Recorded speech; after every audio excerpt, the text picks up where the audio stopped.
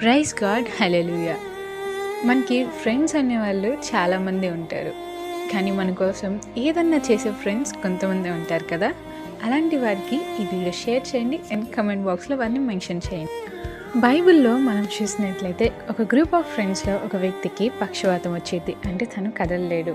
అయితే ఆ వ్యక్తిని అలాగే విడిచిపెట్టుకున్న తనని ఎలాగైనా స్వస్థపరచాలని గ్రూప్ ఆఫ్ ఫ్రెండ్స్ కలిసి తనని యేసయ్య దగ్గరికి తీసుకొస్తారు. ఆ ఫ్రెండ్స్‌కున్న విశ్వాసాన్ని బట్టి తన ఫ్రెండ్‌కి ఎలాగైనా స్వస్థత కావాలని చెప్పి వారు పడుతున్న కష్టాన్ని యేసయ్య చూసి ఆ వ్యక్తిని స్వస్థపరుస్తాడు. మీకు కూడా ఇలాంటి ఫ్రెండ్స్ మీకు బాగున్నప్పుడు మీకోసం కన్నీరు విడిచుచు ప్రార్థన చేసేవారు ఉన్నారా?